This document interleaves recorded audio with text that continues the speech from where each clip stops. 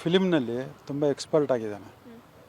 ಅವನ direction knowledge ಚೆನ್ನಾಗಿದೆ, language control ಇದೆ. ಅವನು ಈಸ್ ಅನ್ಫಿಟ್ ಫಾರ್ ಫಿಲ್ಮ್. ಯಾವ ಮಿನಿಸ್ಟ್ರಿ ಕೊಟ್ಟರು ಕೂಡ ಮ್ಯಾನೇಜ್ ಮಾಡೋ ಕೆಪಾಸಿಟಿ ಇಲ್ಲ. ಬಿಕಾಸ್ ಯಾರ್ದಾದ್ರು ಒಬ್ರು ಹಿಂದೆ ಓಡಾಡ್ಕೊಂಡಿರ್ತಾನೆ ಅಷ್ಟೇ. ಅವನು ಏನು ಬೇಕಾದ್ರೂ ಹ್ಯಾಂಡಲ್ ಮಾಡೋ ಕೆಪಾಸಿಟಿ ಇರುತ್ತೆ. ಜೊತೆಗೆ ಏನಂತ ಹೇಳಿದ್ರೆ ಕನ್ವಿನ್ಸಿಂಗ್ ಮೆಥಡ್ ಇರುತ್ತೆ. ಅವ್ರ ಲ್ಯಾಂಗ್ವೇಜು, ಅವರು ಮಾತಾಡೋ ರೀತಿ ನೀತಿಗಳು ನೋಡ್ತು ಅಂದರೆ ಏನೋ ಒಂದು ಅಚೀವ್ಮೆಂಟ್ ಮಾಡಬೇಕು ಅನ್ನೋ ಒಂದು ಮನೋಭಾವ ಇದೆ ಅವ್ರಿಗೆ.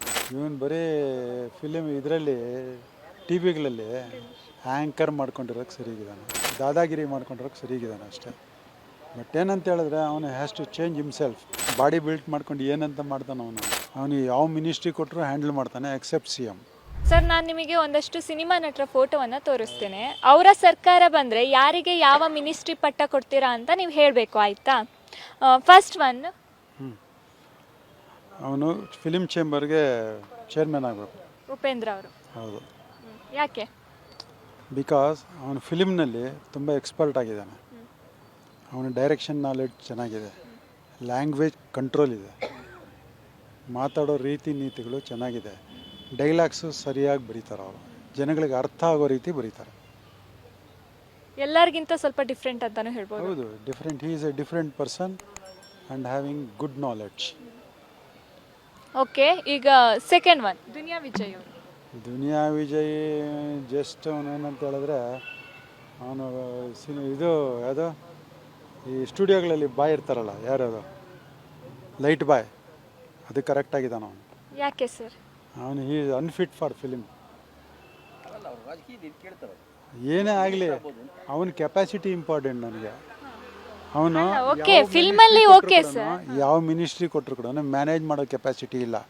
ಬಿಕಾಸ್ ಯಾರ್ದಾದ್ರು ಒಬ್ರು ಹಿಂದೆ ಓಡಾಡ್ಕೊಂಡಿರ್ತಾನೆ ಅಷ್ಟೇ. ಅವನು ಸಿದ್ದರಾಮಯ್ಯ ಬಂದರೆ ಸಿದ್ದರಾಮಯ್ಯನ ಹೊಗಳೋದು, ಬೊಮ್ಮಾಯಿ ಬಂದರೆ ಬೊಮ್ಮಾಯಿನ ಹೊಗಳೋದು, ಈ ಥರ ಮಾಡಿದ್ರೆ ಡ್ಯೂಯಲ್ ಮೈಂಡ್ ಇತ್ತು ಅಂದರೆ ಅವ್ರ ಪೊಲಿಟಿಕಲಲ್ಲಿ ಸಕ್ಸಸ್ ಆಗಲ್ಲ. ಅಂದರೆ ಸ್ವಂತಿಕೆ ಇಲ್ಲ ಅಂತನಾ? ಸ್ವಂತಕ್ಕಿಲ್ಲ ಅವನು. Okay, next Rakshit Shetty. Rakshit Shetty is a good director, ಗೊತ್ತಾಯ್ತಾ? ಇವನ್ನೇನಂದರೆ ಫಿಲಿಮ್ ಲ್ಯಾಂಡಲ್ಲಿ ಏನು ಯಾವ್ದಾದ್ರು ಒಳ್ಳೆ ಪೊಸಿಷನ್ ಕೊಟ್ಟು ಇವಾಗ ಇನ್ಫಾರ್ಮೇಷನ್ ಬ್ರಾಡ್ಕಾಸ್ಟಿಂಗ್ ಇದೆಯಲ್ಲ ಅಂಥ ಕಡೆ ಮಿನಿಸ್ಟ್ರಿ ಅಲ್ಲ ಮಾಡೋದು. ಸರ್, ಈಗ ಸರ್ಕಾರದಲ್ಲಿ ಮಿನಿಸ್ಟ್ರಿ ಕೊಡೋದಾದ್ರೆ ಇನ್ಫಾರ್ಮೇಷನ್ ಬ್ರಾಡ್ಕಾಸ್ಟಿಂಗ್ ಮಿನಿಸ್ಟ್ರಿ ಅಲ್ವಾ ಅದು, ಸ್ಟೇಟ್ ಲೆವೆಲಲ್ಲಿ ಕೊಡ್ಬೋದು. ಯಾಕೆ ಅಂತ? ಬಿಕಾಸ್ ಅವನು Mangaloreans are always good in knowledge.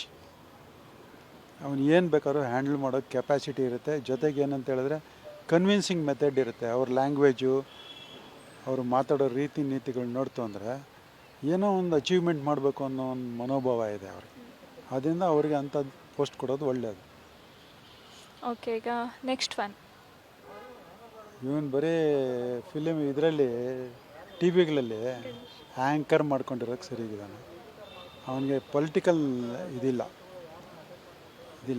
But ಅಂದರೆ ಆ್ಯಂಕರಾಗಿ ಮಾಡ್ಕೊಂಡಿರ್ಬೋದು ಅವನು. ಅಂದರೆ ಗಣೇಶ್ ಅವರಿಗೆ ಪಾಲಿಟಿಕ್ಸಲ್ಲಿ ಸೂಟೇಬಲ್ ಅಲ್ಲ ಅಂತ. ಓಕೆ, ನೆಕ್ಸ್ಟು ದರ್ಶನ ಯಾತಕ್ಕೂ ಪ್ರಯೋಜನವಿಲ್ಲ, ದಾದಾಗಿರಿ ಮಾಡ್ಕೊಂಡಿರೋಕ್ಕೆ ಸರಿಗಿದ್ದಾನೆ ಅಷ್ಟೇ. ಬಟ್ ಏನಂತ ಹೇಳಿದ್ರೆ ಅವನು ಹ್ಯಾಸ್ ಟು ಚೇಂಜ್ ಹಿಮ್ಸೆಲ್ಫ್. ಅವನಿಗೆ ಮೊದಲಿಂದ ಆ್ಯಟಿಟ್ಯೂಡ್ ಎಲ್ಲ ಬಿಟ್ಟು ಮುಂದೆ ಬಂತು ಅಂದರೆ ಬಟ್ ಮುಂದೆ ಒಳ್ಳೆ ಲೀಡರ್ ಆಗ್ತಾನೆ, ಅದು ಮಾತ್ರ ಹೇಳ್ಬೋದು. ಅದೇ, ಈಗ ಸರ್ಕಾರದಲ್ಲಿ ಅವರಿಗೊಂದು ಹುದ್ದೆ ಕೊಡಬೇಕು ಅಂದರೆ ಯಾವ್ದು ಕೊಡ್ತೀವಿ? ಮಾಡ್ತು ಅಂತ ಹೇಳಿದ್ರೆ ಅವ್ನಿಗೆ ಯಾವುದಾದ್ರೂ ಹೋಮ್ ಮಿನಿಸ್ಟ್ರು ಅಂತ ಇಂಥದ್ದು ಕೊಟ್ಟು ಸ್ವಲ್ಪ ದಾದಾಗಿರಿ ಅದನ್ನೇ ಕಂಟ್ರೋಲ್ ಮಾಡೋದಕ್ಕೆ ವ್ಯವಸ್ಥೆ ಮಾಡಬೇಕು. ಅಂದರೆ ಅವರಿಗೆ ಆ ಪಟ್ಟ ಕೊಟ್ಟು ಅದನ್ನೇ ಅವರೇ ಕಂಟ್ರೋಲ್ ಮಾಡೋ ಥರ ಒದಿಬೇಕು ಅವ್ರಿಗೆ. ಯಾಕೆಂದರೆ ಕಳ್ಳನ ಕೈಗೆ ಇದು ಕೊಡಬೇಕು ಅಂತ ಕೊಟ್ಟಂಗೆ ಆ ಥರ ಮಾಡಬೇಕು, ಆ ಥರ. Okay, next Dhruva Sarja. ಇವನು ಇವಾಗ ಏನಂತ ಹೇಳಿದ್ರೆ ಇವಾಗ ಪ್ಯಾನ್ ಇಂಡಿಯಾ ಸ್ಟಾರ್ ಆಗಿದ್ದಾನೆ ಅವನು ಫಿಲಿಮ್ ಲ್ಯಾಂಡಲ್ಲೇ ಇದ್ಕೊಂಡು ಆ ಲ್ಯಾಂಗ್ವೇಜಲ್ಲಿ ಕೆಲಸ ಮಾಡ್ಕೊಂಡಿದ್ರೆ ಒಳ್ಳೆಯದು.